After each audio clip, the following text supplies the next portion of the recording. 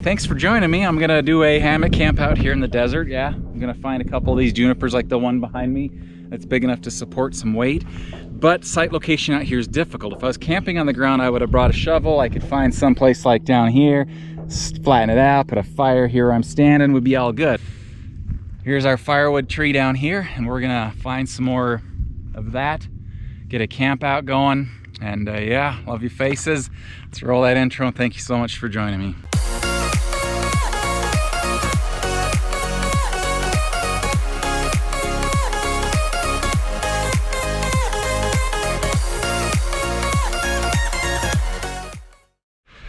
Thought I found a site here, but this got one problem. Let me see, this tree right here is big enough to support a hammock strap, and I could go to either this one or that one back there with a long stretch about 25 feet there. It's fine. But if I look at the ground here, right about where my head is, shadow, I'm not really in my head, see the shadow there, there's a mouse hole there, there's one there, there's one up here.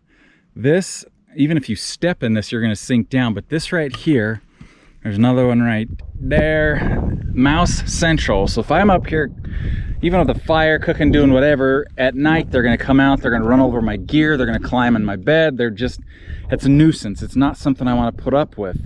So good-ish site, trees are fine, critters are not. So scrap that thought. Well, I want to be right around here though, because my firewood's right there.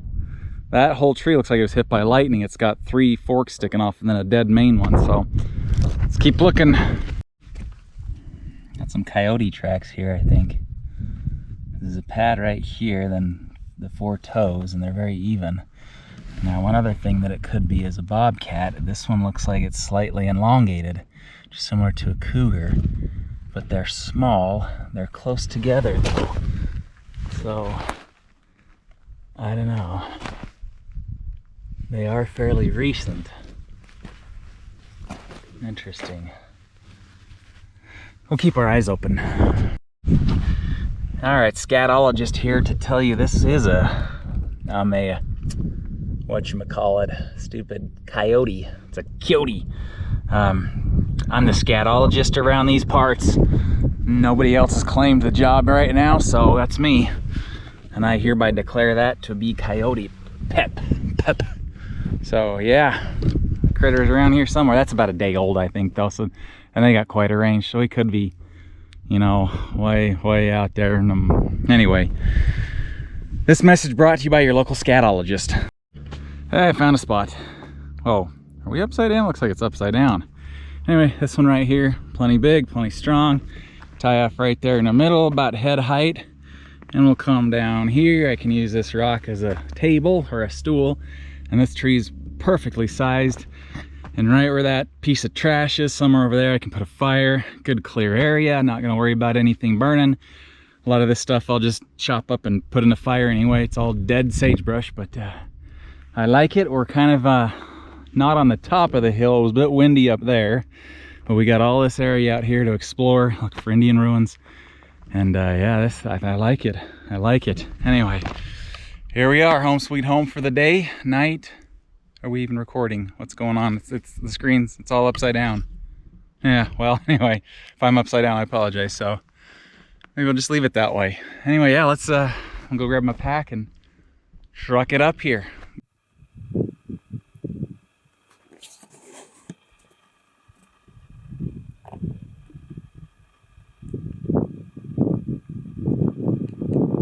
Gear I'm bringing. That right there is a little lamp. The steel fixed blade saw I'm testing out. Another hatchet that I just thought I'd dink around with. Plenty of water, top quilt and under quilt hammock and tarp. Paracord, a ridgeline, little CRKT neck knife, little portable fire stove unit dealio, and a buck knife that I reviewed 1.5 years ago. Pull it out again. That's the one that gave me that scar. Yee. Let's set up camp, shall we? I also have a backup silky Gomboy long blade, medium teeth. That's 300 millimeters, it says right there. Yeah, medium teeth, just in case this one's not slicing good enough. That, and got my food in the bag there. Got some baby wipes just cuz, and then here's my pack and camera gear. And my jacket hanging on a dead sagebrush. Welcome to my shadow. It's tip time. Give you a bit of a tip. When laying out your gear to show off or just so people have something to look at, be aware that the ground might contain the remnants of an old cactus, and they tend to not be friendly when gear is placed upon them.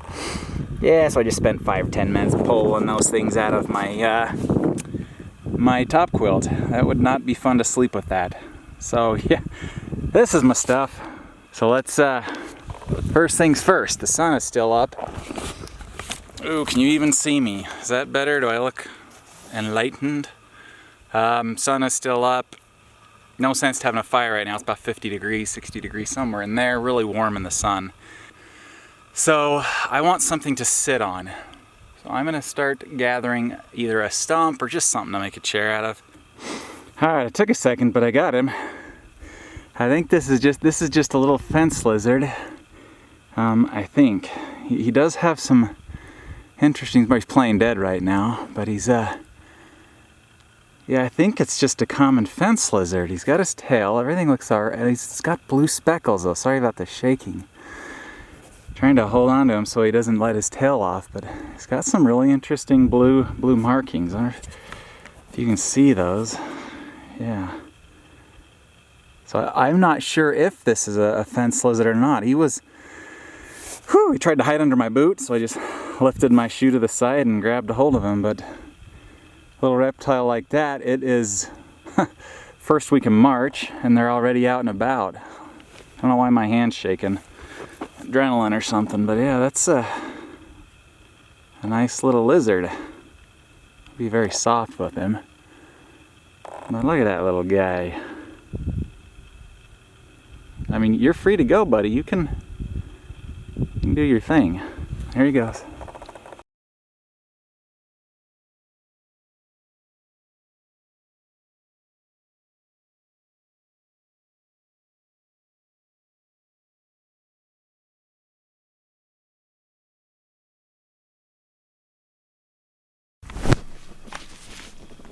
I got everything all set up, but I gotta be careful about where I put my backside, because there are plenty of dead cactuses out in this area. I got one here, and then if I cruise on over here, there's another where I laid out my gear right over here somewhere. Yeah, right here. So there are plenty of spikes to be stepped on. Now, gotta say this ain't too bad. Dusty McDusters there in the sunshine. Perhaps that's better. Anyway, so I got this set up. I'm gonna have to move that rock there. It'll be my table for putting stuff on tonight. But I got it pretty tight. I didn't want it slacking at all, so I put it up pretty tight. And yeah, I think it's all right. We got a slight breeze through here, but that'll be nice. Now the weather, blue skies everywhere. I don't think it'll rain on us tonight, even so we do have a tarp. But yeah, this is our little area. I got some of this trash out here. And of course, my pile of crap. And I'm pretty sure a little visitor's still chilling out in a bush down here. Yeah, he's still there. Give you a little where I'm kneeling. A little close-up of him. Yeah, he's still sitting down there. He's been there for a few minutes now. But that's kind of cute little critter. Anyway, this dead sagebrush makes pretty good coat hanger. Got my dinner there. Anyway, I'm rambling, but I'm debating on whether or not I put a tarp up tonight. I gotta put a fire pit right out here, and I am gonna sit on that rock. I might make a chair, but for firewood, actually, we got a few choices. There's a dead juniper up there. Sorry about the shaking. And then behind me here, another one right there. And then the big guy that I'm real excited about is down here. Where are you?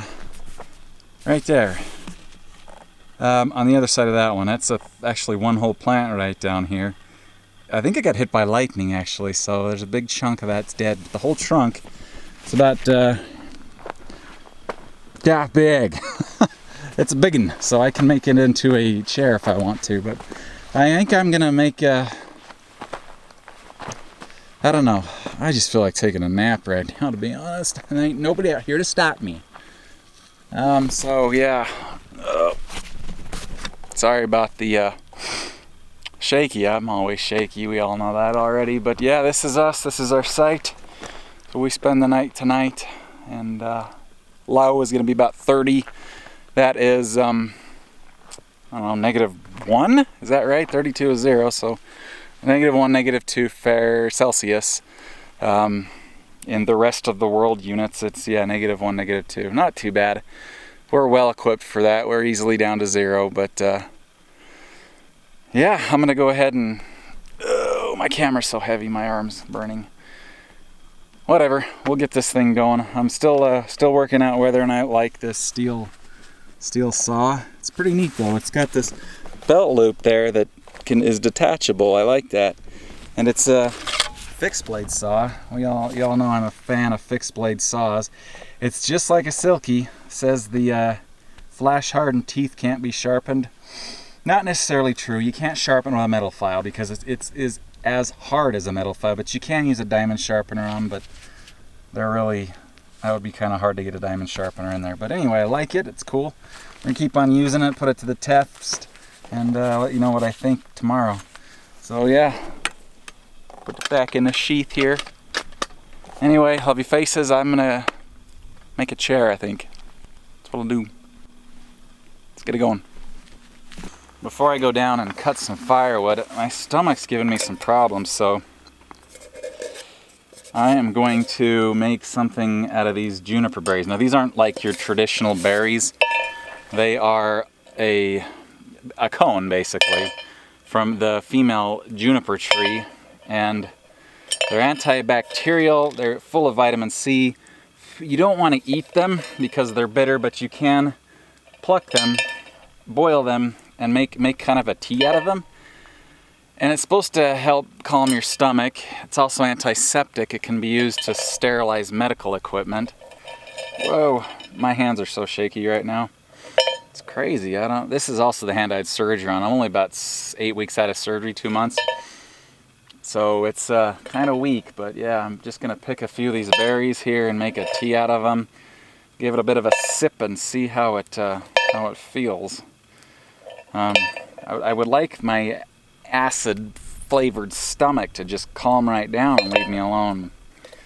So I don't know. I got about 20, 30 berries in here, so yeah, like I said, they're not really your traditional berry. They're not something Grandma's gonna make pie out of, or you would throw on your breakfast like blueberries.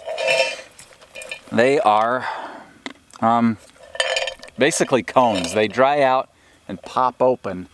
Here's one that has, whoa, come here you. It's starting to bloom, so to speak. Its end will open up like this. I don't know if you can see that. And it will turn into basically a cone. It'll fray out, it'll get about this big, and it'll, if I see one, I'll show you, but I'm not seeing them here. Birds eat these things occasionally. Rabbits will nibble on them. Mostly rabbits are stupid and eat anything else. But yeah, they only come on a female tree, so if you see a tree with juniper berries like this one, and then another like that one right there, that has no berries on it, that's the male tree. And this one over here is the female tree. And some have way more than others. This guy over there doesn't have a lot, guy, girl. But that's also a female tree. So yeah, I'm gonna go ahead and spritz some water in this and make a tea out of it. So I have a way to like this. I need to get my, oh, I got my knife here. Watch for cactus spikes as I kneel down, but hopefully this makes my guts feel a little bit better. Don't want to use too much water because that's all I got. Gravy, we drank a lot already. But anyway, they'll soften up and they'll sweat into the into whatever you're cooking with. But I got my buck knife this time. This is the one that gave me this scar across my hand. I've told you that $200,000-$300,000 knife. But yo, fun, right? Yeah. Where did I put the? There it is. Okay, so this thing's a little treat to light. I need to get another stove.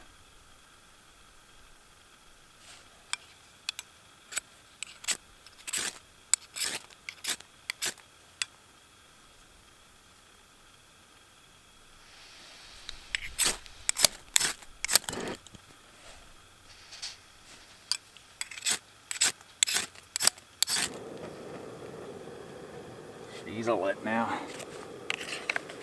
The wind is not a friend of the fire. Yeah, I'm just gonna plop this guy on there. And I've got it off to one side because of the wind. We got a bit of a breeze spraying through here. Throw the lid on and let it boil. Yeah, this is a medicinal herb. It's a spice, actually. It's the only spice that comes from a conifer tree. And it's a bitter spice, very citrusy. So if you like the taste of grapefruit or orange, you might like this stuff. But yeah, we're just gonna let it boil for a minute, and might organize my fire pit here while that does that, and then give it a sip in a minute and see if this doesn't knock the heartburn out. Let's get going. Oh, we're boiling already, boys and girls. That's quick. Holy Moses. I'll show you what's going on down here. There we go. How about them apples? Now the berries are in there. Let's pull this out. It's gonna burn my hand. No, I love titanium. We take it off the heat, and they've turned from purple to green. Some of the brown ones aren't of the variety that ripeness that you really want, but boil it long enough that if there's any kind of pathogen or critter on the berry, that it's gonna have a bad time. We'll put it that way. But anyway, there is another thing you can try as well. This place is full of sage, and sage, not my favorite flavor, but a lot of critters will nibble on it. That and grasses. We do have a tuber. Yeah, like a potato. It's properly called a tuber, called a sago lily or sego lily, and that's a little peanut-shaped root that you can dig up. They're not in season right now. They're out there. It's hard to find them when it's not winter time. I think I'm gonna call it good right there. I can see an oil on the top of the. Oh yeah, good juicy oil up on there. But yeah, let's we'll let that cool off. But yeah, the sago lily is Utah's flower. It is, you can eat it. It's not unlawful to dig it up and eat it. They're not that common, so I mean it's doable. You can do that.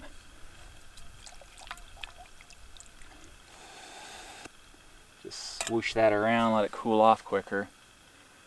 The sago lily used to be just everywhere out here, and the early pioneers, the Mormons that came in and settled this land, used it as a famine food. They dig them up and boil them like a potato, and they're full of carbohydrates and starches that are keep you warm and active. They ate a lot of that. They ate a lot of there's a lot of wild rabbit. Their Utah lake was just full of all kinds of fish, and that's what they lived on out here.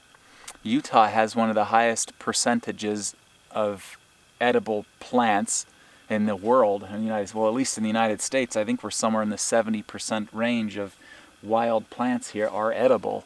There are a few that are very much not edible, of course, but yeah, we got a lot of plants out here that you can eat. But all right, here we go. Anyway, we're gonna.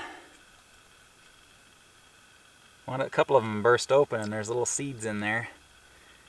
Yeah, let's. It smells earthy. Let's. Well. Cheers, I guess. Well, I'm gonna cool it off a little bit quicker by adding it just a touch more water. I'm not a big tea drinker, and so my tolerance for heat is pretty low. But yeah, there's absolutely an oil. I'm gonna have to look at this. You gotta see this. There's absolutely an oil on the top, a nice thickish film. Yeah, see that? Looks tasty. Not really. Well, we're gonna go ahead and have a sip of this and see what it does to me. I might be dead tonight. We'll see.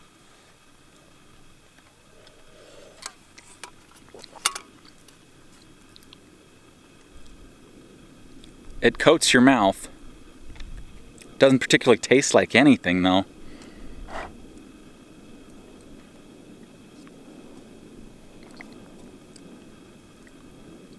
Whew. Never mind. Oh, that is bitter. How to explain?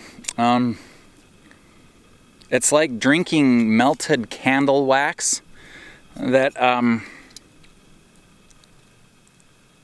has been dipped in something very, very bitter. Very interesting.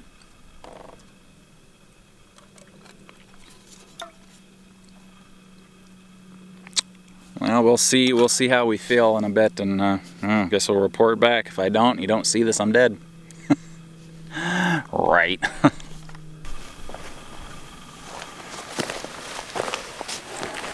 This is the one here. Kind of want to be careful when it's coming up on these things, because we have all kinds of critters that can live around them, and rattlesnakes included, so you don't want that. You want to stay away from those kind of things generally. But I got my big Silky, the Silky 650. It's just such a good saw. I mean, if I'm going out to cut big wood, this is the one right here. There's no ifs, ands, or buts about it, and it's great for signaling. Sorry about your eyes. Hope you didn't have a seizure. So yeah, we're gonna spin a little delatcher here, and I'm gonna take down some of these branches, but actually dropping stuff everywhere. Looking over this thing, I might want to prune the smaller ones before I go after the big branches. It's just easier to cut them on the tree than it is when you've got them down. Just a bit of a tip there for you, boys and girls. Yeah, we'll just set this guy down. Don't ever hit the teeth on stone. Stone is almost always harder than steel. Not more durable and not stronger. So take the steel out. Steel. Ha ha ha. Steel, you're so great. Alright, so I'm just going to use my smaller handsaw here. Not full tang. It's got a couple set screws here, but that means the blade's replaceable. And again, a nice signal saw, right? Why did I do that? Alright, anyway. I'm going to get some of these branches down. The stump base there looks like it's alive from where that branch goes out under there, and then another over here. But I mean, it's laying flat on the ground and stuff is growing out from it. That's kicking things around. That is actually interesting. Let me show you this. Have a look here. So it split somehow, and there's a branch right down here, and it grows along the ground under all these weeds and has sections that just grow up off of it, like this guy right there and its neighbor there and this little fella here all covered in berries. Man, there's so many berries on that. But they're all coming out of a branch that looks like it tipped over, and same with this long branch along here. It's growing roots and it's got a tree on it, and there's another back in there, and then one right through there somewhere. Huh, interesting. Well, we'll get the dead stuff out of the way and give it a chance for growth. Get some more canopy space here. The sun's going down soon, so I don't want to be caught with that, without ready to make fire. There's stuff on the ground here too. I'll show you how we make fire in the desert. Juniper bark can help, but there's a secret ingredient that I want to find.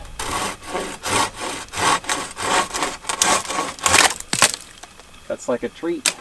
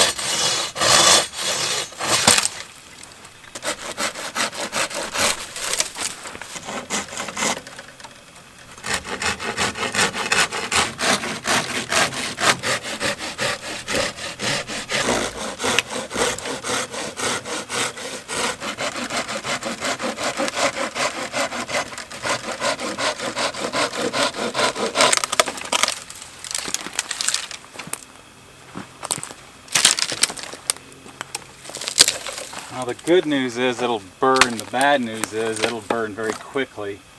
It's been dead for so long that it's really kind of softened up a lot.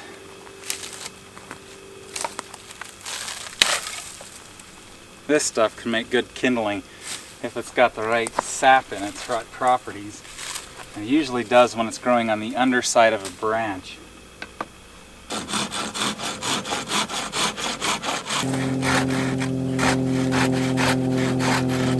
Stomach's doing a lot better. Juniper schmooze did help. Talking away, juniper stuff it helped. It really did. Can't say that I'm surprised, but I am. I guess I will say I'm surprised. So I've had a few comments on my videos. Well, why don't I just use an electric saw or chainsaw? Why do I spend $250 on a handsaw like this guy? Well, the answer is I like to keep my strength. I'm doing things with my hands. It has a sense, as a reward to it, that is worth more to me than the effort to cut the wood. It just gives me an appreciation for what my forefathers had to go through to build the things they built.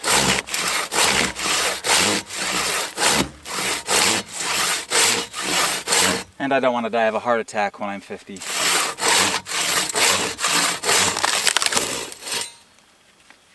just also, to me, the effort is part of the fun.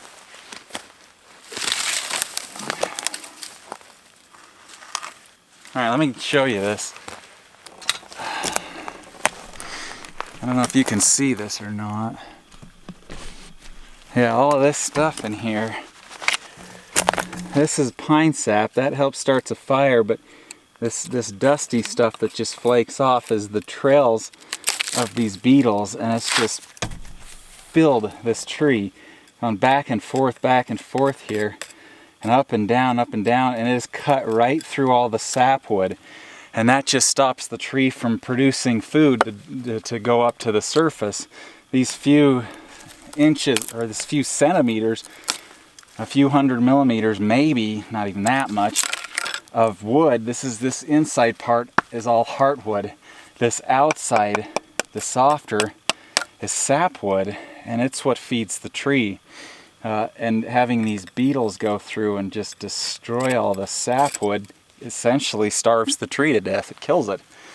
And yeah, they came from Asia, Japan, a Japanese or Chinese beetles. Now, it's not politically correct to make fun of China at all, or even outright state their faults. It's become a political meme, so to speak. All right, let's see what you got. But yeah, this whole tree is just covered in back and forth trails from beetles, and that absolutely killed the tree. No doubt about it. This is the sapwood, this darker brown stuff, and as you cut through it, you get to the lighter heartwood, but it's only a couple millimeters thick. If you want to kill a tree, you do something called ringing it, where you just shave off all the bark and sapwood in a ring about 2 inches to 4 inches wide all around the tree. If a tree's diseased and dying, that's what you would do as a proper technique in forest management. And kills the tree, cut it down and burn it and get rid of the disease. But I don't know. This is just packed full of beetle trails all underneath the bark everywhere. Peel off the bark and there's just more trails, more trails. And this isn't a conifer like regular conifer trees. This right here does not have fatwood. It will produce sap. That sap is flammable, but if I dug into the base of this tree, I wouldn't find any fatwood. It's just not a thing with junipers, not generally. They're from the cedar family. Correct me if I'm wrong, but I've never found fatwood on a juniper. Anyway, trail after trail, you got both vertical trails and horizontal trails, and those horizontal trails ring the tree several times, and absolutely, without a doubt, what killed this tree. And old federal government Uncle Sam won't let us spray for him, won't let us kill it. Even if we can prove the spray doesn't harm any other animals, they still won't let it do it. So our conifer forests are just disappearing, and they're like, nope, sorry, just have to let the trees go away instead of killing the invasive beetle. Such a travesty. Ranting, let's get moving.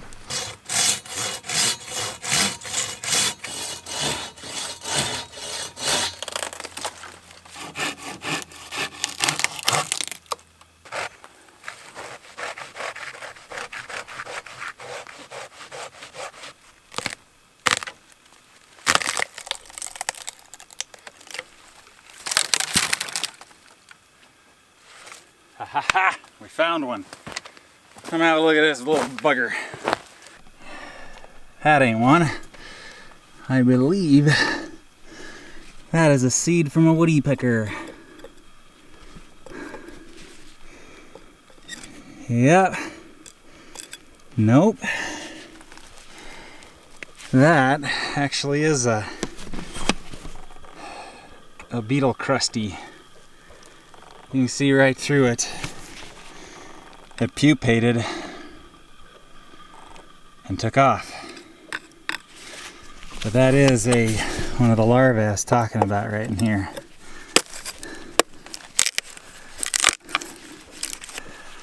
If I can split into it, there we go. Yeah, that's the larvae sac. It's the beetle worm. Pupated, I guess, is the right word. And that's what's left over, is that. But you can see anything that's like this is the droppings of that beetle, and it's everywhere in here. All of that in there has been chow time for whatever critter. Is there another one right here? Or is that a nut? I think that might be a nut from a bird. It's hard.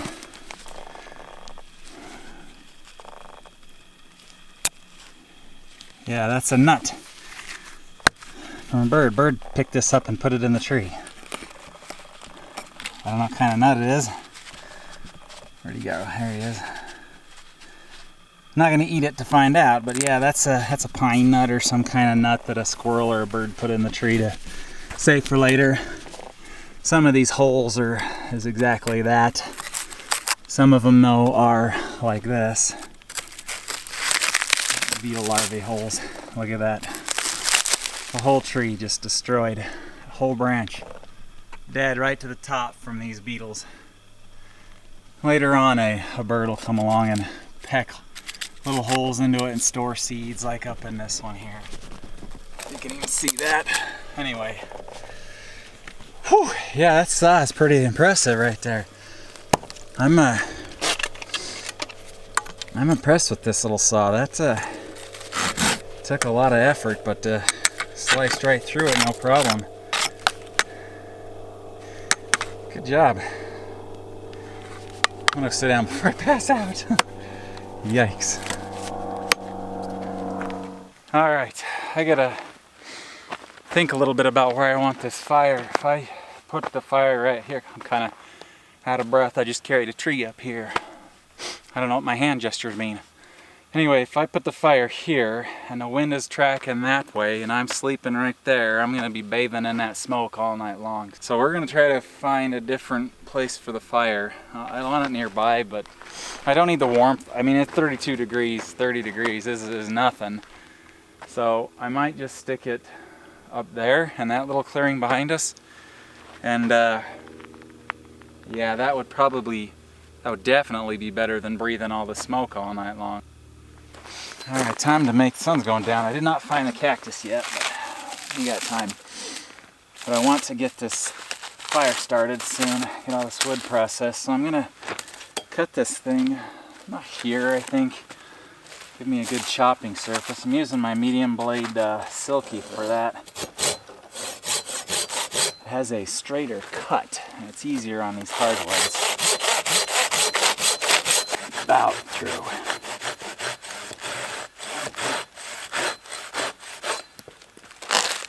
Go. Yee. It's getting too dark to keep goofing around. We got work to do. Get this fire started. I don't know how you guys can see. Chopping block, but I'm gonna put the fire somewhere over there. So I got some wood to process. We'll come back to you when I get that, at least get that far. Anyway, I like this hatchet. It's a pretty good hatchet. I've got a few hatchets. This is probably the 6th, 7th. I've got, move these flat rocks out of the way. These will come in handy when I get the fire going to where, you know, where I can use it. That'll be a frying station. Maybe we'll set up a way to cook on a flat rock. Anyway, so I'm going to use this here. I'm going to keep working with this steel saw. I'm kind of liking this saw. It's a good saw. Use my shin to stop the wood. That feels good. How's that for lazy? But it's all good.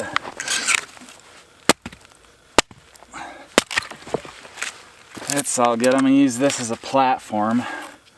Just find the natural crack in the wood. And I hold the axe between my fingers and just drive it down like that. And when I get stuck, sometimes I just turn the hatchet over and do it like that. That prevents me from oversplitting and ruining my stump, especially this one. It's a piece of junk.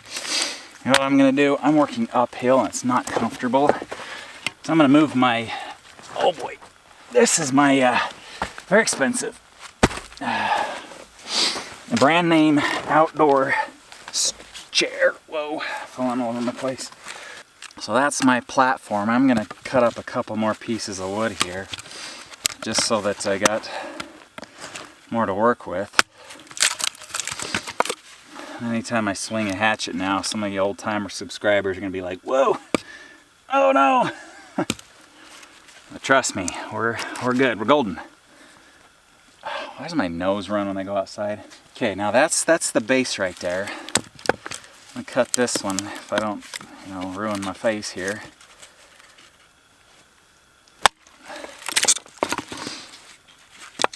And I'll just start making a pile over there. The Fiskars stuff go over there. I mean the steel.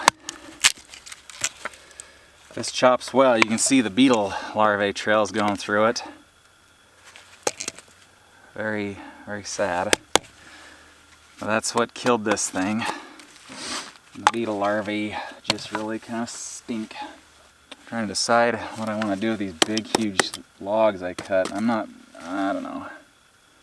Don't know, boys. But what I do know is this stuff's got to get processed or broken down. And just fast forward that. So what I'm doing is I'm taking these things. These are kind of like tumbleweeds. I'm breaking off the branches. I'm going to stick them in a pile, but I'm going to use the center stem for helping make the fire. These things will catch very quickly. They don't burn very long, they don't burn very hot, but it's a quick way to get the fire spreading to other places. So I'm going to take these branches, they're very fine, kind of crunch them up and work them down a little bit. And they might catch a spark just like that, but If not, the stems have a secret weapon as well. They're very, the proper term is pithy. What most people are going to think is spongy. So this is my fire lay, so to speak. And I got a bunch of these things, and these branches break extremely easily. They don't generally give you slivers. They're too tiny for that unless you intentionally try to get a sliver. But I'm going to crunch them up and stick them all together like that. When I get more of these, I want a good chunk, a good place to trap a hot spark. And the tips of these are very wispy and fine like grass. Now, the problem that I wanted to solve by having the cactuses to cook my food on, I think I can solve that problem easy enough with just a juniper branch. So I don't really need the cactus. The cactus would have been easier in combination with the juniper branch to create like a hanging rack sort of thing. So it's a pity that I didn't find it. And I found one. How many times am I going to say and? I found one, so it drives me crazy. So yeah, this thing has a very, what do you call it, pithy center. What most people would say it is spongy. And so if I just carve off the outer bark here, this is a very soft and foamy center. And so I'm going to carve pieces of that into this mess. You could technically try and make a feather stick out of this, but these knots are going to make it really difficult. And you'd have to have an exceptionally sharp knife to curl the foamy center of this stuff. I'm not sure if this is going to make a big difference, but it's something that you can consider. It will be dry even when it rains. This stuff generally, it will absorb moisture obviously, but it's covered in a hard outer shell that kind of keeps it from getting wet.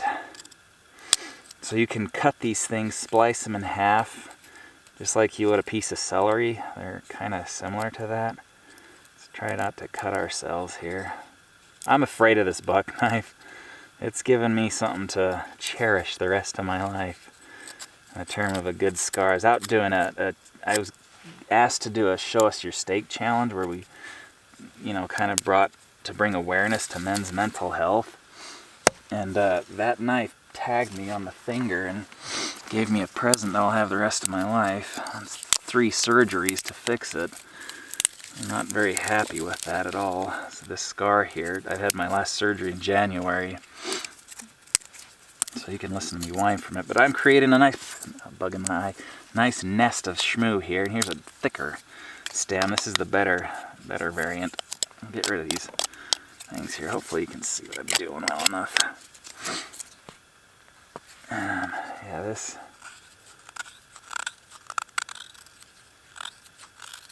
There we go. Get through the outer center and you get this very foamy interior. And it should light and burn exceptionally well.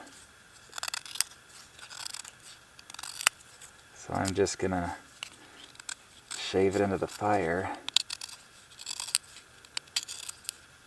And there's one other, well, there's several ways to start fires out here in the desert.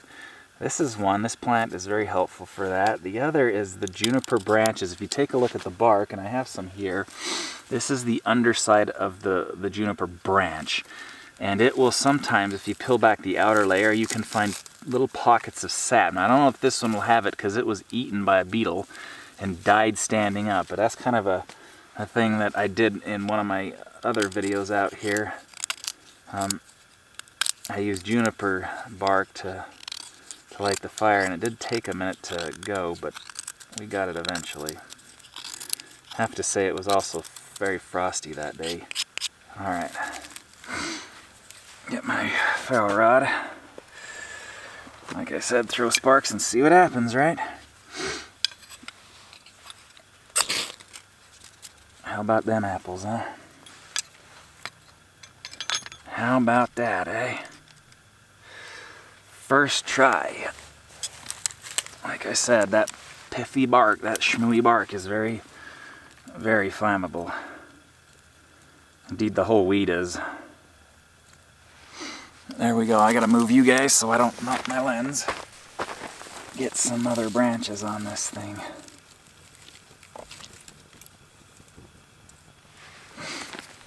I may have done that too slowly, but I believe in it.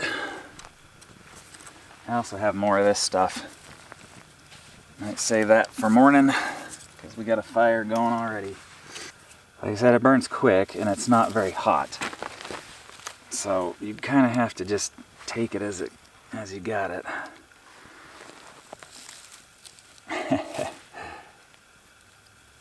Are we gonna lose it? We might lose it. It's burning good and hot though. I mean, we shouldn't lose it. The juniper burns a lot hotter. Just have to feed it nice and carefully here.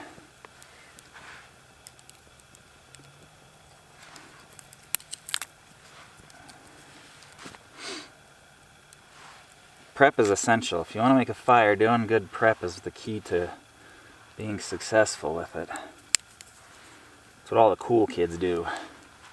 You can't just chuck everything on there and expect good results. You gotta do it the right way. And sometimes the right way is a slower way. Makes it very difficult if you're freezing to death, though, to take the time to make a proper fire, but there you have it. Chicks dig it. Now what I'm gonna do is grab a couple of these bigger pieces and put them over on the side like this. Here and there. And build a raised platform, so to speak. That way I can stick these guys on across the top and get them going.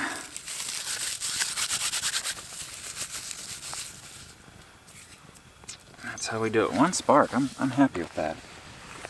I'm very happy with that. Put the knife away anyway. I got some processing to do. I want the coals to get bigger, obviously. But yeah, we got a fire. Little bitty tumbleweed looking things. I'm gonna park myself down here. Throw more bark on it.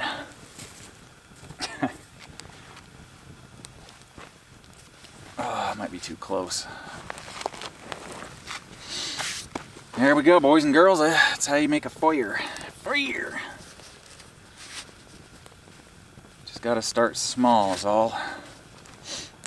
I need a tripod. My headlamp, my goodness.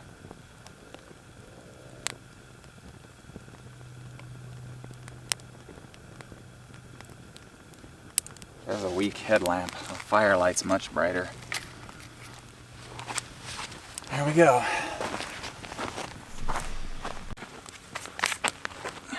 Flat rock is going to be part of my cooking array. I need to prop it up. Another flat rock. I'll use that to prop it up. Just like this. I want that to get hot.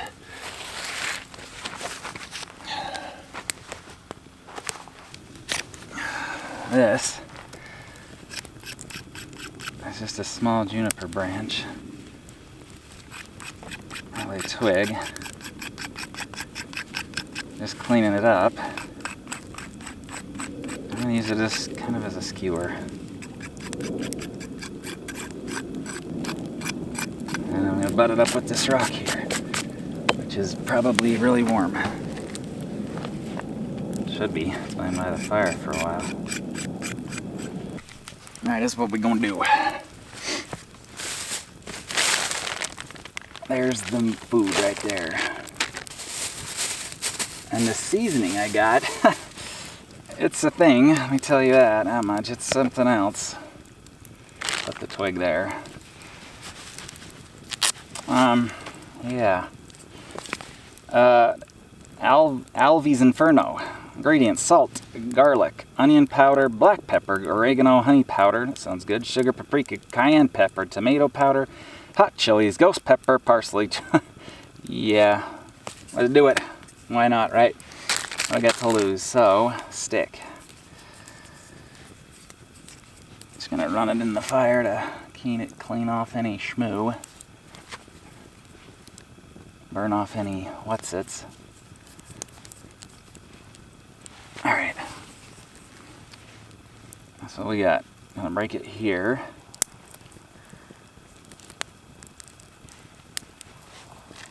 And gotta sharpen both ends of it. Maybe it'll work, maybe it won't. We'll see. That's hot. That's just warm. Alright. Hands are nice and dirty like I like them. Get our chicken out. Nice piece of chicken thighs. And didn't think this through. Just stick it on the outside of the bag there. And do a little spice in here. Oh, this is dangerous. I'm gonna have to really wash my hands good because I gotta take my contacts out.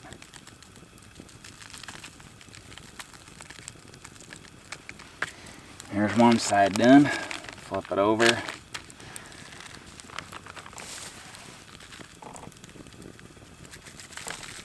There's the other side done. And now, take this thing, stick it through, right through like that, and it can hang on here.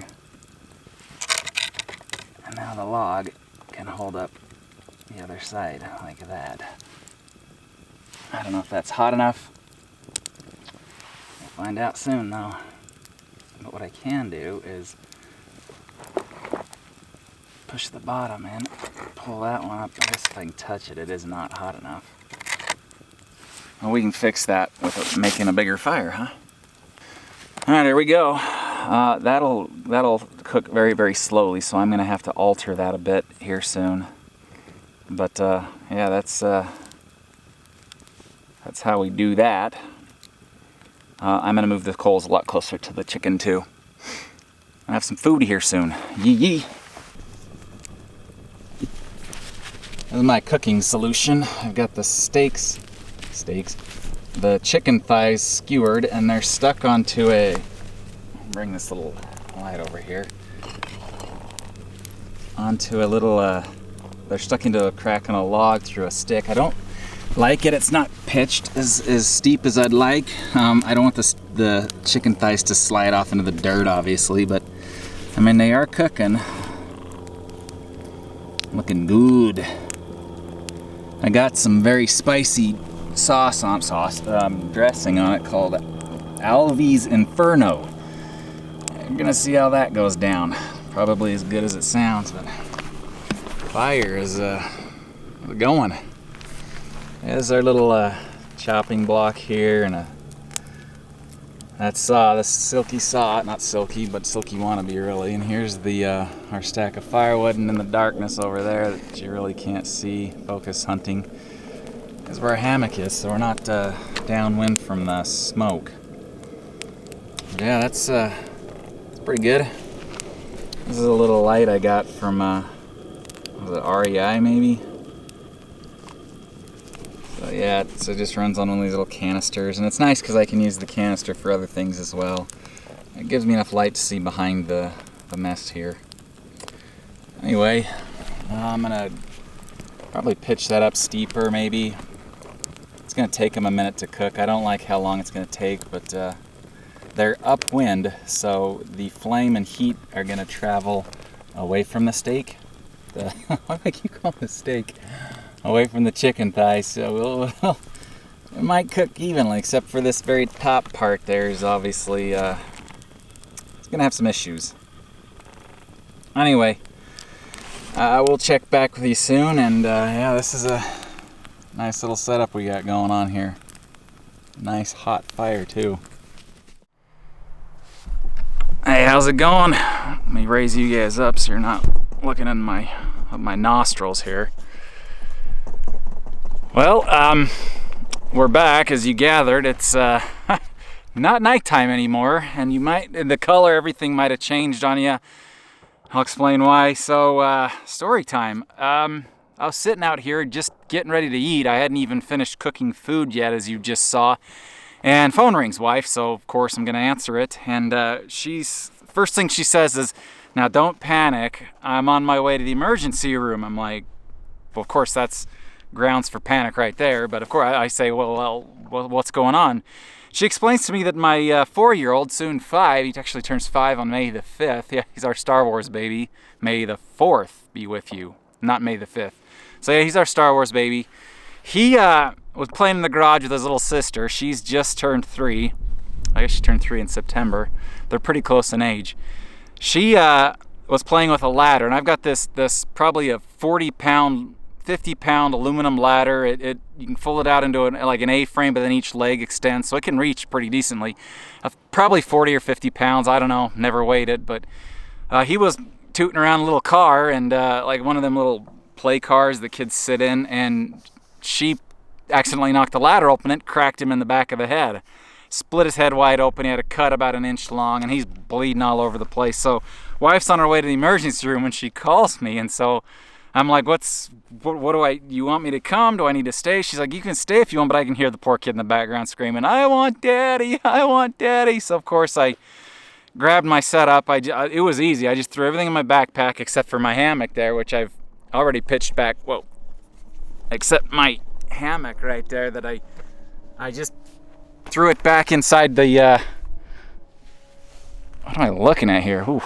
Yeah, except the hammock there, and I just pulled the ends together, threw the straps inside it, and slung it over my shoulder like Santa Claus, and I headed down to my truck, which is about 200 yards that way. So that way 200 yards. So yeah, it was interesting. Met her at the emergency room. They put a couple metal staples in his head, and by then I was too late to come back out. And yeah, I left my food right here, so some scavenger got it. You're welcome, critters. But yeah, so I'm back and we're finishing this up. It's been a couple weeks, probably 3 weeks. I went back to work, so I couldn't do it during the week, right? So what I did was I bought a new camera. We got that stimulus money, that printed money, and I spent it on a new A7S III. It's a pretty good film camera, so you won't see any more of that, focus racking at night. I've got great night performance on this thing, so pretty excited. I gotta go find a dinner plate. I didn't have chicken, so I brought steak, and but we still have like 3 hours of light, and you know me, when it's light, I gotta be out exploring. So let's go hit the road, see what we find out, and we'll hit the trail, make a trail. There's really not much for trails out here, just the desert. And yeah, we're gonna head up into foothills here. I gotta find some wood to make a plate with, but shoot, welcome back. Thanks for sticking with me, and let's go have some fun.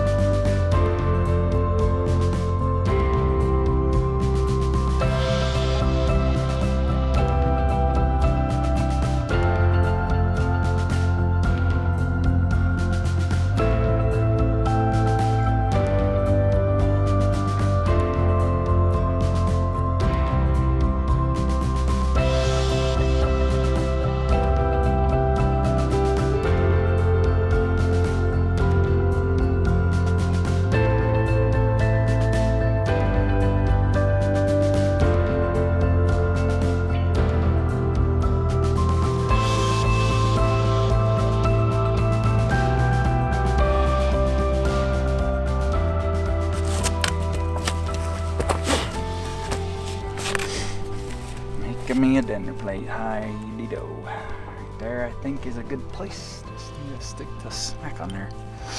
Or not. Just, if I can hit it right.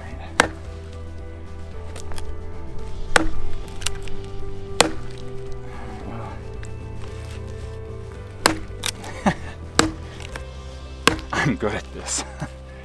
This thing is just gonna keep on going. That is some dense wood. This is a 100-year-old tree. Dead as a doorknob. I could make it out of this or one of these over here. Yeah. How about them apples? This one might work actually. Clean it up. Ring off the bark. Yeah, maybe. Trick is getting a piece to split. It's got a natural crack right here. Getting it to split in a straight line and not wedge into quarters. And because if you look at all these pieces, they have cracks that are from all over the outside edges. They don't crack uniformly, so to speak. I guess that is uniform, just in a different manner. How about that one? Should I go for it? Let's do. Let's try. I'm gonna cut it far enough down though to get.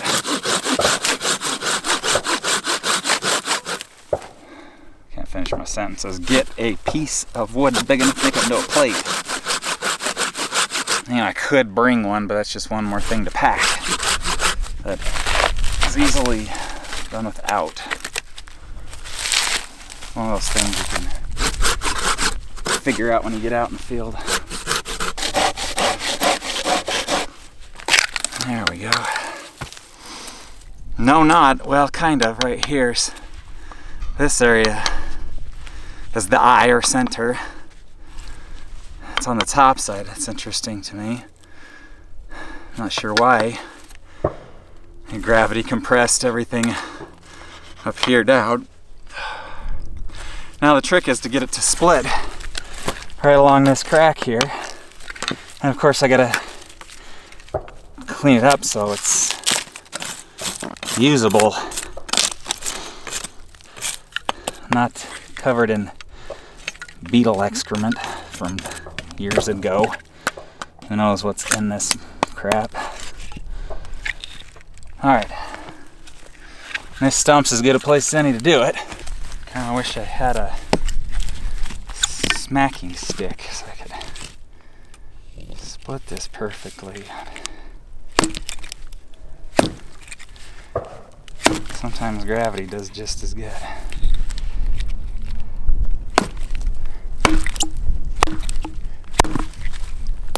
Nah, it's splitting into a third. Yep, that's what I figured. Yeah, not... It's all cracked up and kind of rotten in the core, but... Oh, it smells like a cedar chest. I love it. Alright, let's get this piece off here.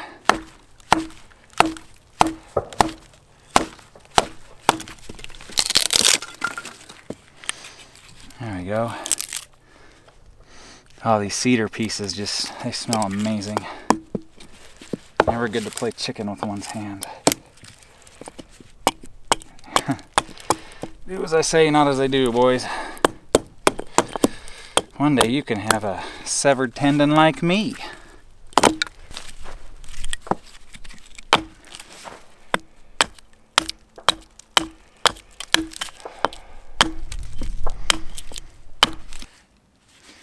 Alright, let's take that up to the camp and have fun with it. This plate. How's that for a plate?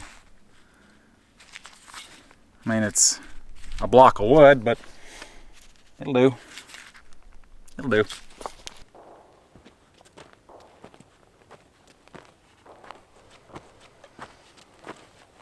Oh, time to start a fire. Got my seat back. Normally it's nice and peaceful up here, especially on a weekday. There is a shooting range about a quarter mile that way, There's someone down there going nuts, shooting like it's going out of style. Anyway, let's get this fire started. Do it the same way I did last time with this stuff. Hippie center, like weed.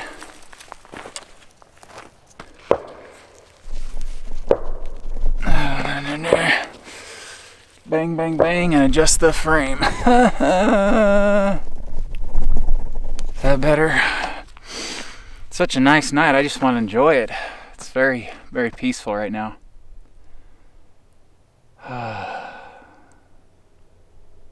Kind of melt the stress and anxiety away from whatever you're going through in the day.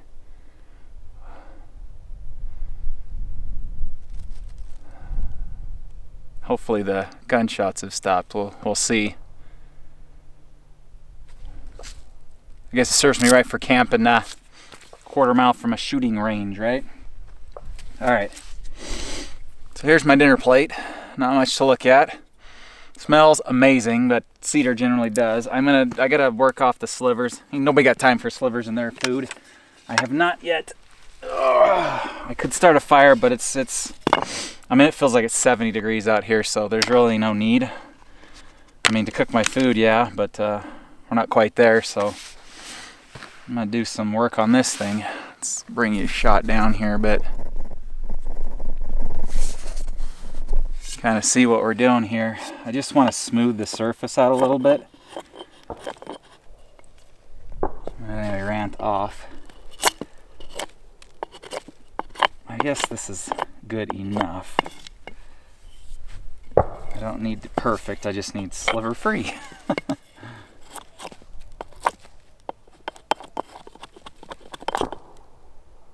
I swear I'm hearing music from the up over the hills behind me that way. That way, you couldn't really see where I'm pointing here. Alright, I'm gonna call that good. I want to make it sit better, so I need to do a little more landscaping back here.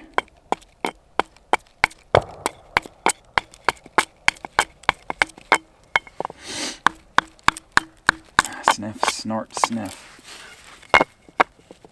Still a bit wibbly wobbly. What is it? I guess it depends. I guess that works right there, huh? Let's decide what we want to do next.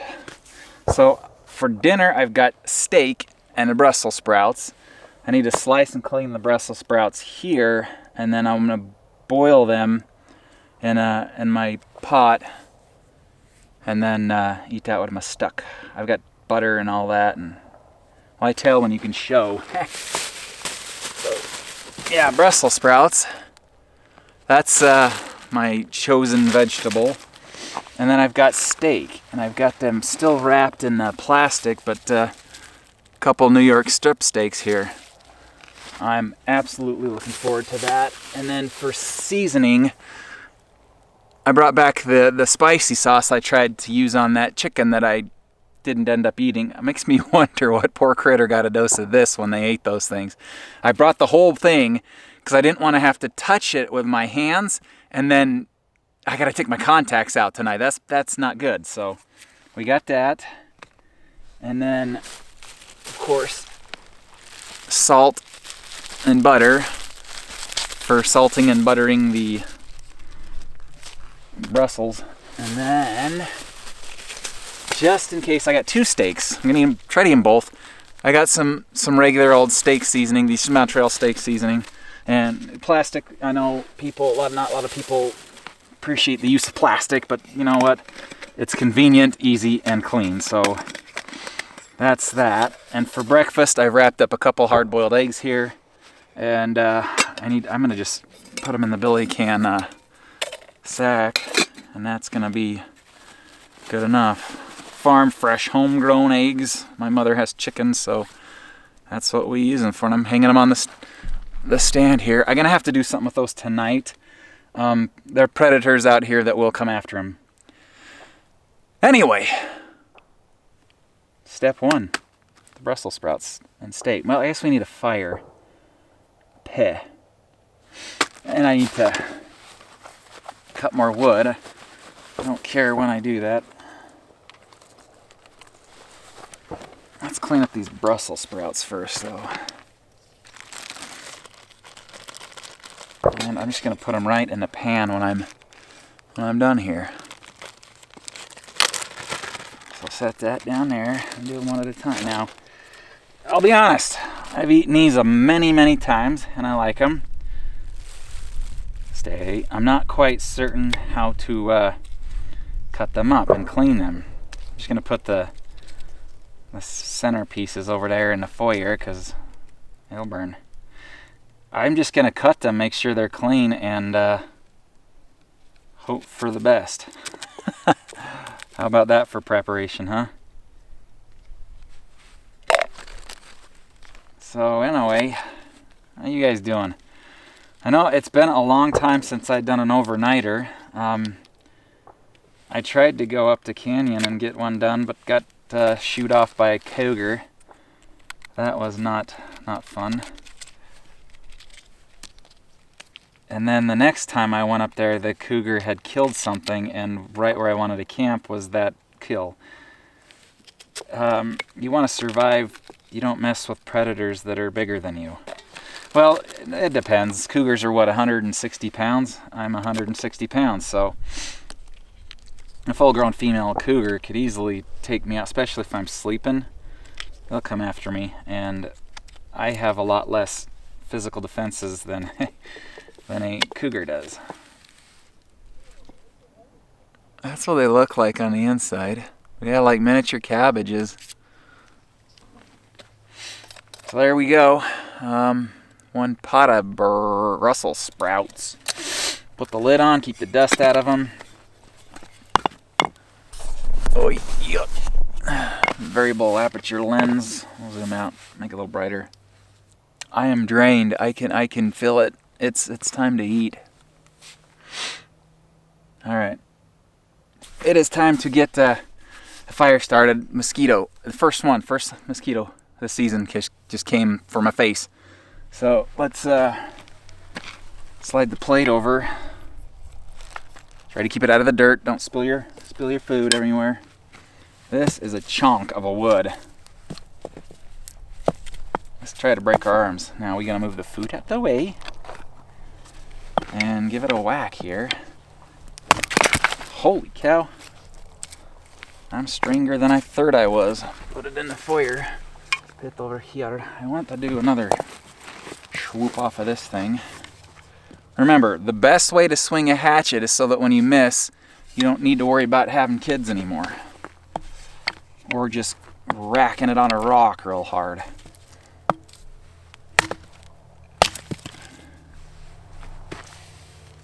Remember to smell your cedar. That smell, holy cow. Something is wrong with me. I was dropped when I was a baby, maybe. But oh, I love the smell of cedar. How about that? Nice flat wooden platform. Woods tend to be more flammable than other materials. And I'm gonna throw my gloves on because I don't want to sliver up my hands. I'm gonna grab some of this wood back here and start making more firewood here. It's one of those days. That's why I'm out here. It is one of those. When you try to put a glove on a hand. It's like doubling up your masks for COVID relief. Don't look at my butt. Alright, so we're just gonna start cutting up some stuff here.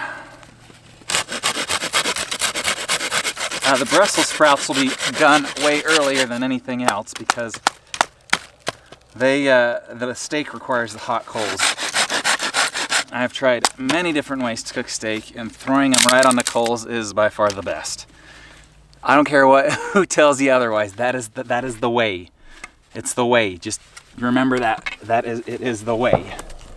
So, someone tells you to bring a plate and cook on that, or a grill, or a griddle, or anything, they are wrong.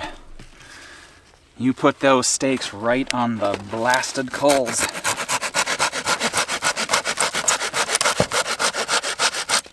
And if you can make those coals out of cedar, all the better.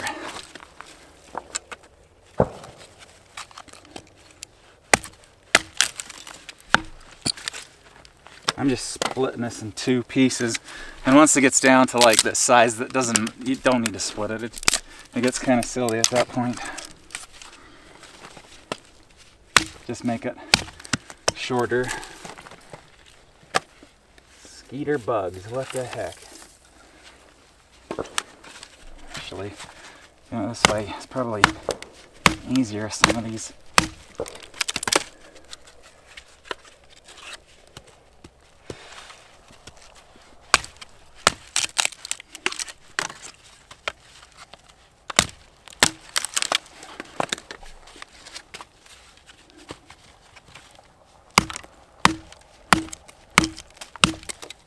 My watch thinks I'm taking steps. Too funny.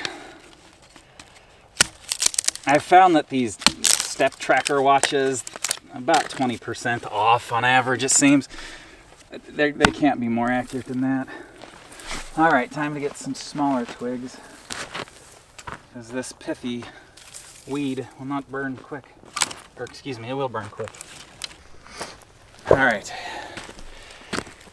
Here's my phase 2. It's not real small, but it'll do. I think it'll do just fine. I'm putting all the twigs in a pile, getting my cedar bark out, and wringing it. Just crunching it up. That will help grab a spark, so I'm going to put that down here. Got a big pile here. Knife. All right. Got water too. Gotta has the water. It's getting dark enough. I might need to get off my back. Might need a lamp. Ferro rod, the old trusty buck knife. Set that aside. I'm gonna get this fire going, because this nerd is hungry. And now, yeah, here is a good old buck knife, huh? Bugs coming out. I might need to turn on some kind of light just for my sake. Huh? Yeah, that does make it a bit easier. We shall hang you here. Hopefully that helps. Alright, never mind the Brussels sprouts everywhere. We're gonna get a fire started. And I'm gonna do the same way I did last time with this stuff. Just crunch it and break off all these stems on the way up like that. Snap it like that. Now this part, hang on to it. You can snap it again and lay that there. And then this stuff up here, this really wispy stuff, you do the same thing. Crunch it toward the top. One hand, snap it off. The other hand, snap it. Now you can get slivers from this pretty easily, so just handle it with care. And this you just want to bunch up. They're very small, like really rough grass type stuff, and it can go right there in your bundle. Now this stick burns very easy because the inside is it's basically like balsa wood. Very, very foamy stuff. It's kind of like, they're tumbleweeds, I think. So I'm gonna set them off here. Actually, I'm gonna put them in this mess over here. And I think we're ready. I'm gonna do one more. Come here. Get that out of the firewood. One more of these, and again, squeeze and break off branches on the way up. Kind of easier if you just go hand over hand like this. And you get there, crack, and crack. Set those down, squeeze. Fairly easy. And if you do it this way, you're not as likely to get slivers from it. Simply because you're going up the tree. Whoa. I mentioned they snag things pretty easy. So there you go. Sometimes you gotta watch out, especially in the springtime. Not quite there yet, but you gotta watch out because ticks will hang out with this stuff. Alright, there we go. Now I got a nice bundle. I'm gonna mash it all together. Pull up all this mess here with my shaka hands. I'm just gonna hold on to these, get them ready to go. Just gonna drop them into the fire once it starts. And that should do it. And then I can put on this other group of firewood over here that's blending into the ground really well. All right. Who's excited for fire? Let's do it, huh? Let's do it. It shouldn't be that difficult because it is very dry. Ah ha ha ha! That's 2 times in a row, baby. I'm just gonna drop on a. Here comes the geese.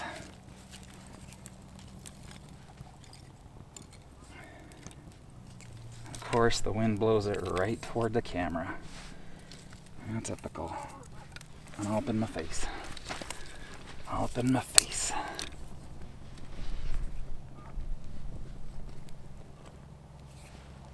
Again, this stuff burns fast, so it's imperative you kind of get everything on there ASAP so your harder woods can start burning.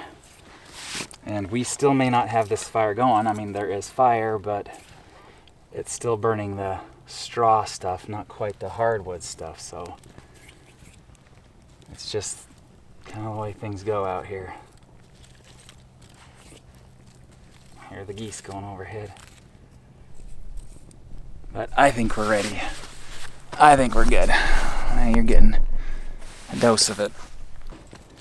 Just gonna put on some more stuff. I want to really overfeed the fire now. I want to get as much material on there as possible. Littler material, just so that we get some heat, some substantial heat. And I'm doing it just like a teepee, so nothing special here. I hear moisture. That's not optimal.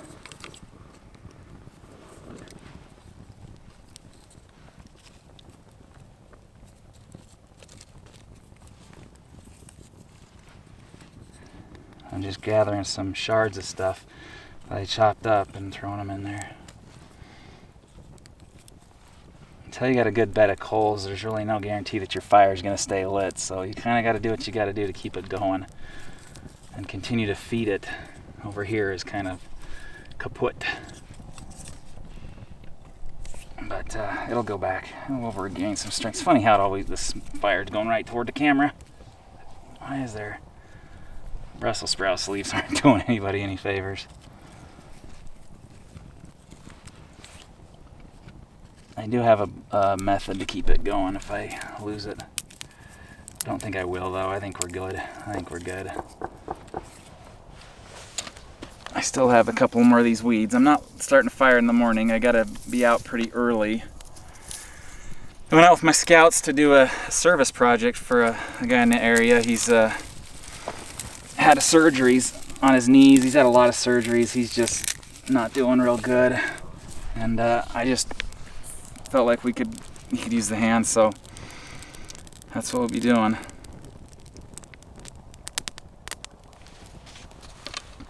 All right, let's, this is the steak. I got it wrapped in tin foil because of the blood. I'm gonna burn the tin foil, trying to reduce my footprint here for critters. So, and I don't know why I've got this here still, but it looks nice. Right, it's okay. That is a big piece, probably too big. I'm just putting these on there. We want to increase the thermal potential here. And why on earth are you coming toward the camera? Leave the camera alone. Judas. All right, we'll move you back. Sorry, disruption. I just like to. So in a previous video, a few back, I mentioned that I had not found many hatchets any hatchet really, that was A, affordable, and B, was worth carrying. And I went on a limb and got the Fisker's hatchet you see there. And I have to say I'm exceptionally pleased with it. There's something about it that, it was $22, I think. I got it on sale at an Ace Hardware store. I have to kind of recant what I said because this hatchet is golden. It's seriously one of the best. I don't know if it's, you know, legit one of the best hatchets, but I'm really liking it. It grabs, it bites when you want it to. It splits very nicely. You know what? That's coming apart. There's a big rock here. I should have my gloves on. Coming over here. This is a staging area now. It's not clean, so we're keeping it on a paper towel. Can you see that? Yeah, this guy right over here. Maybe we block some light from the fire. Anyway, holy, I'm astonished at this. Okay, if you know anything about cameras, they have a sensitivity to light, right? Obviously. And that's measured in ISO, image something. I don't know, no idea what that sounds like. Okay, please back off, fire. I'm trying to explain something. Like I said, I got a new camera, and this is a full frame A7S III. Unholy more expensive and capable than my last camera. My last camera at this point would have focused on the fire, but all this might have been dark and it would have been sitting at like ISO 3000. And this one's bobbing around 500 to 800. And it'll up to 400,000. So it's like night vision almost. Anyway, I don't know how interested people are in camera stuff, but that's pretty cool to me. So right now I'm just kind of getting burnt. I'm burning my face off here. I'm trying to get this fire well established. And I'm also cheating, just so you know, everything here is a fraud because I brought a spork with me, a titanium spork. I know, for shame. I'm not a true bushcrafter anymore. I'm not making forks out of wood. Yeah, anyway, so I brought a fork. But yeah, I'm trying to get a bit of coals going here and tell you about Raid Shadow Legend. No, I'm kidding. I would... No, just no. I don't know why Raid Shadow Legends. I don't know. You guys watch YouTube enough? It is on everything. Like everything from Joe Robinette to Swag the Gamer. It's Raid Shadow Legends. So there's got to be something behind that. I read a contract from them once, and you give them 30 minutes, mostly scripted advertisement, and they give you $5,000 or $2,000 or something, depending on your subscription count and how many views they get and this, that, and the other. Yeah, I find that to be weird, to say the least. Why so much money, and where are they getting the money, and who created it? Are they gathering people's information? All of that stuff is relevant to me as a creator, because then I become responsible for whatever they gather from my subscribers. So, highly suspicious. What is it that weirdo teenagers say? That is highly sus. I sound like Britney Spears when I say that. So yeah, highly suspicious. To me anyway. I don't know about anybody else, but I know a nerd's gotta eat, so you take subscriptions, but I mean, there's a difference to me between Squarespace and what are the other popular subscription based kind of you see them on channels. There's Squarespace, the one I can think of. There's a few others out there. I can't think of them right now. One of them is an online learning place. But who is toasty out here, boys? So yeah, there's a difference between those and... It can see my eye. Holy cow. Yeah, there's a difference between those and a video game with in-app purchases. Maybe I'm wrong. Maybe there's just a ton of money in that kind of thing, but I don't know. Okay, so what I'm gonna do now is sit by the fire way too close because it is unholy hot. Taking this guy, which is our Brussels sprouts. They have a bitterness to them unless you boil them in salt, so that's what I'm gonna do. We're gonna just park here by the steak, I suppose. And I'm going to put a chunk of salt. The only other thing I'm intending salt for is my breakfast, so hard-boiled eggs. So I'm going to put a fair amount of salt in here. About half of it, maybe a tablespoon, teaspoon probably more like it. And in goes the water.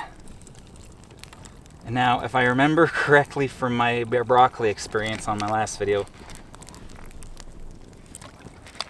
this is going to boil quickly, and I might end up with some funky tasting mashed potato shmoo broccoli if I'm not careful, so we don't want that, Sam. I am. Finish it, finish it. We don't want green eggs and ham. Okay. Poo. This looks like a toasty spot. That looks like a far too toasty of a spot. All right, let that do its thing. And I'm trying to break the habit of wearing gloves to play in the fire because I go through so many gloves. Like, I'm not kidding you. Picking up things and melting holes in the gloves, burning the gloves so that they're just crunchy hardness. It's probably not a good habit to be in, but my mom's not here. She can't tell me no. Let's get some wood on there again. All this is for is to make food, so let's get it there.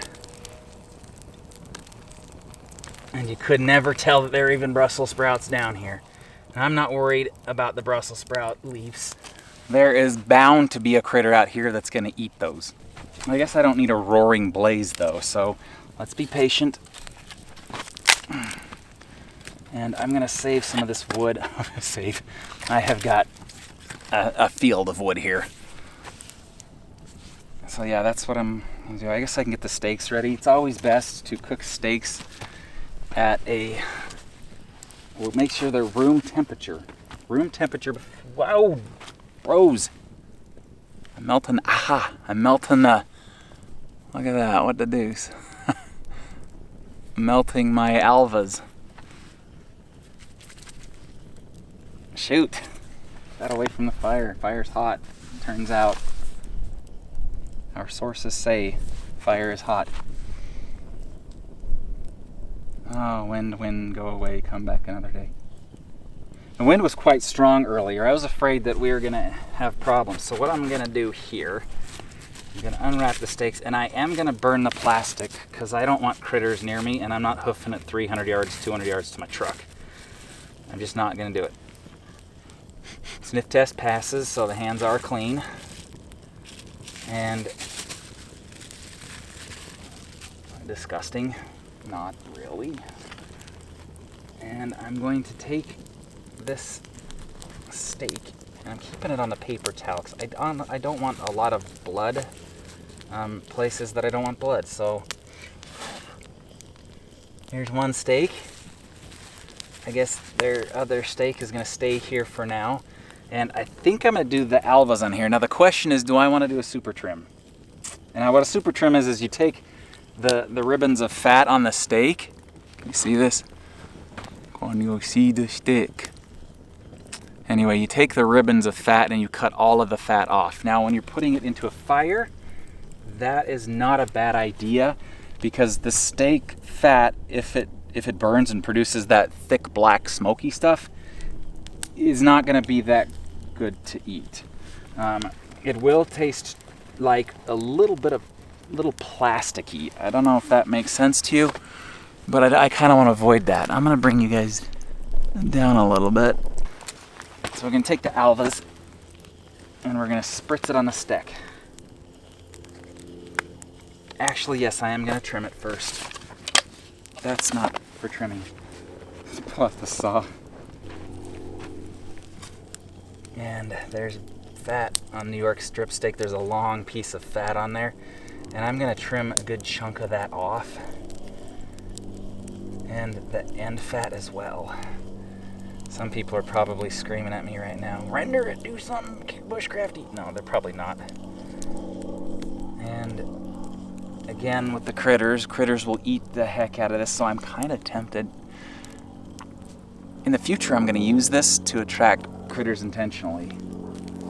And what I mean by that is I'm going to use the fat and a trail cam or something just to see what comes to visit in the night. Alright, I think that is boiling. The gloves on, and let's pull it out and poke it with a spork, which I gotta go get.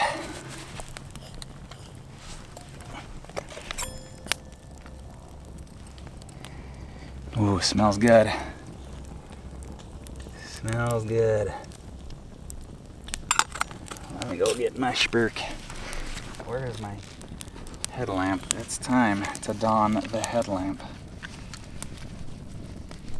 Always it is hard to film by a fire when your fire just tends to do what it wants.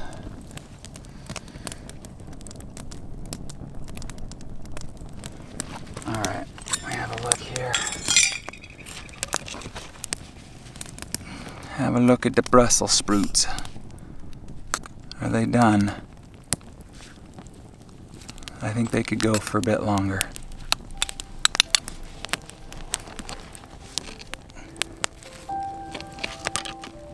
$8:30, yes sir.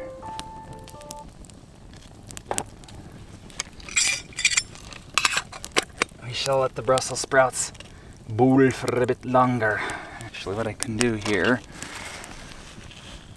is hook out the bit of coal and place it on the top. And I can just look in there and watch it, but I don't need the lid on it.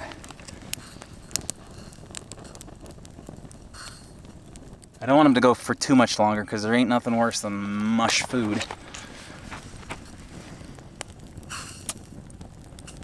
Yes, sir.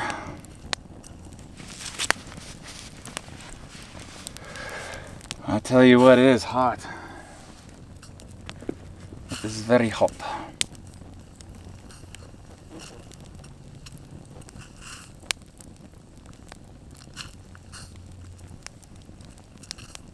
Alright, well, I got gloves on here. What I'm gonna do is set aside my utensils here on the rock of preparationness, and we are going to put the spicy steak sauce on. I can cook the steak right over here. This area of the coals is not too bad. Ooh, that's boiling good. Okay, so I can do that. I can actually do that quite well. So if I want to move this stuff out the way, we can create a thing. All that stuff goes, but I gotta watch out. Cloth back gloves are bad in fires.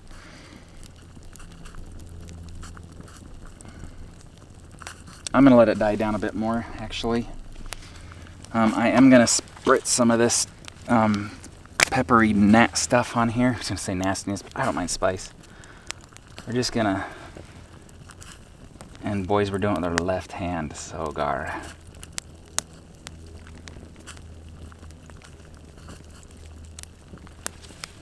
A lot of it's gonna cook off.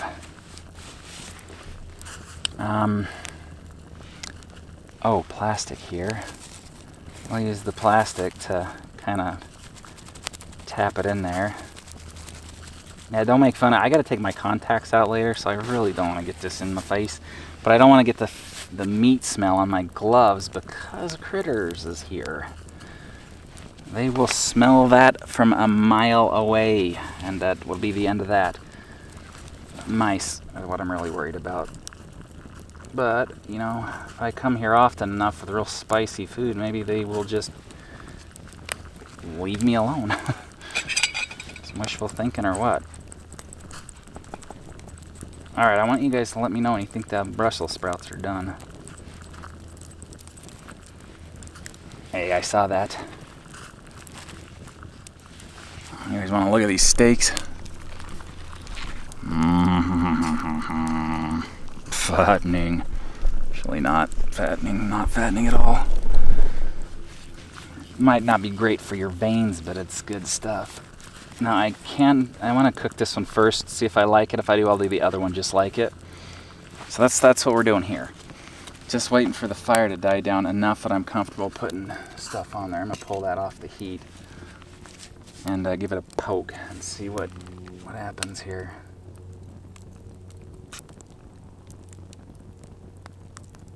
Okay, that's good enough. That is good enough. Can you see it? Kind of see it. Give it a poke and it just sinks right in, so we are golden. What is it focusing on? Right there, focus. Yes. This, focus here. Still figuring out the focus. I can do something called area focus and just middle focus wherever it points then. Let's do that. BRB, mate. Alright, now it is focused right here, always in the center.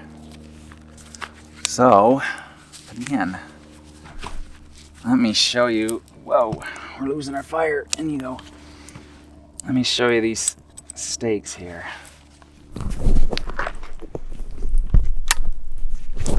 How about that, eh? So that is with the spicy seasoning. And can you see that one? Nah. No seasoning yet. So what I'm gonna do is I trimmed that edge of fat off here. For this one, I want some fat to protect it from the searing on the side because it will burn.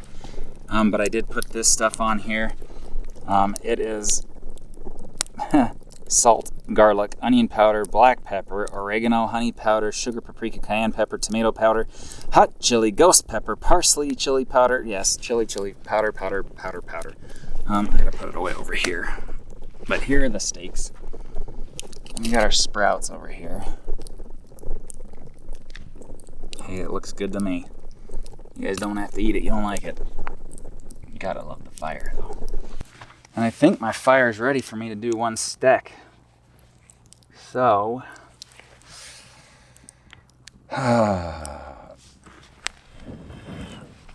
blow away some of the obvious ash. There's a bug going right into a beetle. You're not gonna like that. It's hot in there. And I'm going to take this thing. The steak is gonna go right on the coals here. And then I do it like this first. And now that is gonna cook like quick and delicious. Now I did bring a lot of water. It is the desert. So I'm going to rinse my block off because I don't like it. I don't want that shmoo all up in my face. That might not have done a thing. Might not have done a darn thing. Oh, it is cooking quick. It is cooking quick.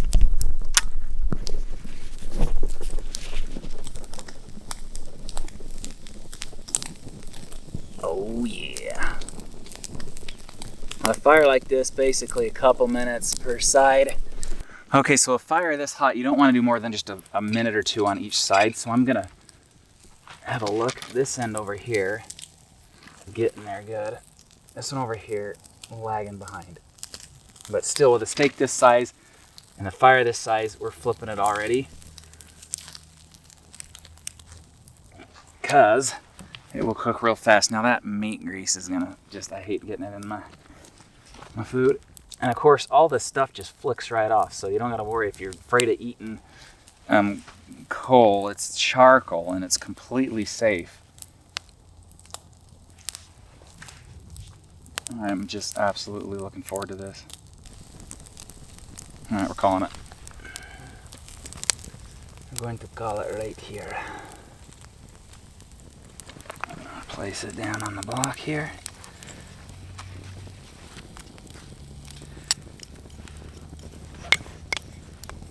All right, let's do this taste test, huh? Can you see me? I don't know, probably not. Let's have a look inside. Oh yeah, cooked well, cooked good.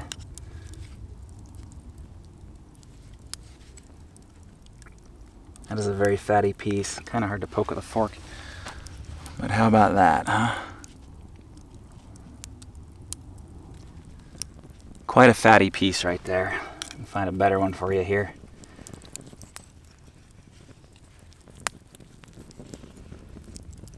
Oh yeah, that's mostly fat on this one. Holy cow.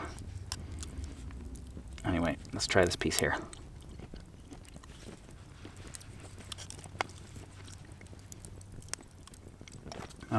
Right in the dirt. Dang it. That piece was really good. Mild on the seasoning though. I didn't put enough on there, I don't think, but we'll try another inward piece here. Oh wow, that is quite rare. That is quite rare. I'm gonna have to put it back on, I think. A nice cool breeze, feels glorious, I tell you what.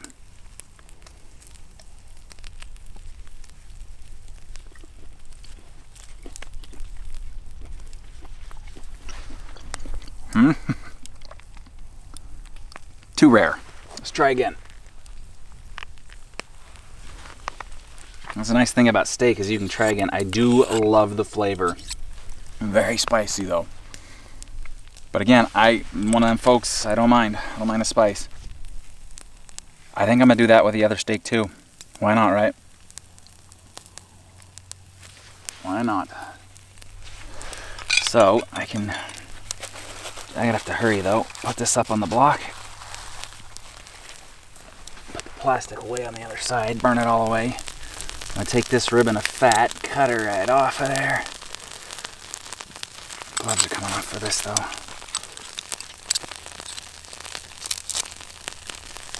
There are beetles all over this fire.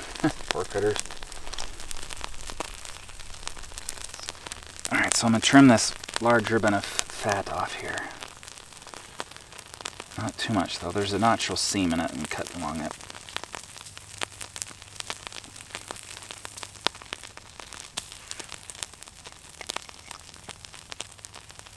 And again, it's got to go in the fire because I don't want to attract animals to my campsite tonight. I mean, if I could attract a rattlesnake, that would be cool, but I don't know that the chances of that are very high. I like it enough. We're going to do another dose of this. I got it all over my hands. Fantastic. Well, when in Rome, you know. Actually, I'm not. That would be silly. I'm going to get a little on my hands, but such is life.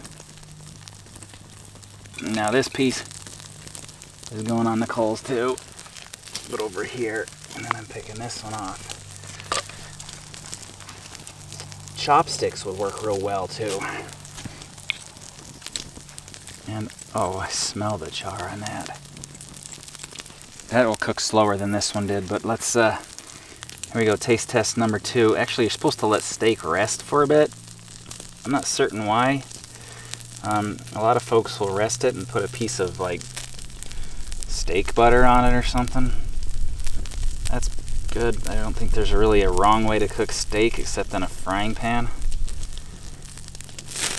So that, I mean, that I guess would be a wrong way to cook it. Let's see how we got it here. Okay, this is what I would call medium rare. Focus. There, that was what I'd call medium rare on a fire, so let's taste it.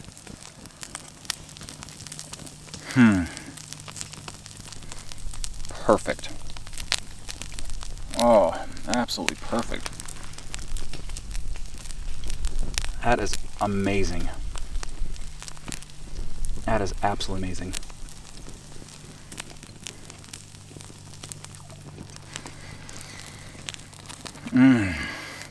Alright, so I'm gonna finish eating.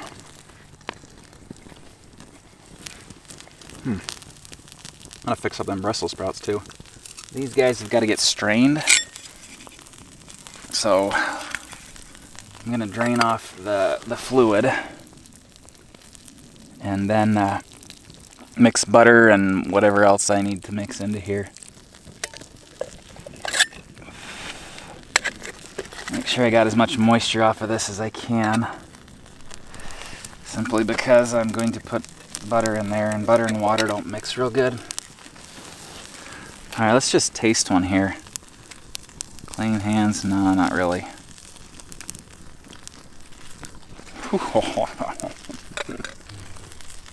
That is so amazingly good.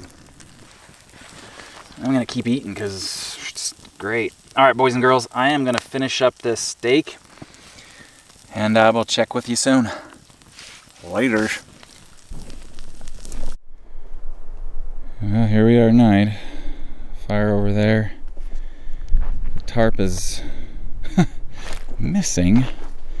We have a, I don't know, 10-15% chance of rain at around 7 a.m. I should be, if not packing up, like packed up and out of here by then. Okay, yeah, that's us. We're ready for bed. Yeah, like I said, I forgot the tarp, so if it starts to rain, I'm gonna be in a pickle. Shouldn't, if the weatherman's right, but I can't believe I'm really trusting a weatherman. Or really a phone app. Anyway, I'm rambling, so I'm gonna climb into bed. Alright, here we are. I'm ready for bed. I'm pretty tired. Anyway, it is so friggin' hot. I'm just laying on top of everything right now. It's just too hot. But anyway, I'm tired, so I am going to crash. I will see you guys in the morning. Good morning. I don't know if you can see, the sun is just starting to make the horizon look a little light. I thought it would be lighter than this, but I'm already packing up and heading out. Make sure I know where I'm going. Scared of jackrabbit myself. So yeah, I'm already packing up and headed out. The wind picked up. We got some weather coming in. When the weather said that there would be a small chance of rain, I started feeling some sprinkles on me. In fact, that's what woke me up. So I'm heading back up to my campsite here to grab a couple other things, mostly, tripods and whatnot. I ended up just throwing my stuff over my shoulder like Santa Claus again. Just following my tracks. I don't know if you can see, the ground is disturbed here. As me. Just up the hill here. Yeah, so yeah, a little bit of sprinkles on my face, and I said, you know what? 5:30 is close enough. It's a 6. I don't want to get wet. I don't get my gear wet, so just gotta grab the hammock straps here. And already put the fire out. I did that last night when the wind started blowing. I didn't want to wake up to me lighting the whole neighborhood on fire, so anyway. That is... Anyway, thanks for joining me. Yeah, sorry about the abrupt stop. It's been an interesting one, I'm not kidding. It was like something else out here. Like, I don't know, drunken fest out behind me there. That light is a camper, and they just partied half the night long. So it's been a rough one, to say the least. So yeah, shaky. So I'm gonna just finish grabbing the rest of this stuff and head back down the hill there. And yeah, that'll do it for me. Kinda cool. So yeah, straps, a few odds and ends, and I'm out. Thank you so much for sticking with me. This has been a very strange one. What do they say? Red sky at night, sailor delight. Red sky in the morning, sailor take warning. Something like that. Yeah, this is not looking good. Anyway, we'll catch you on the next adventure. Thank you very much. Bye.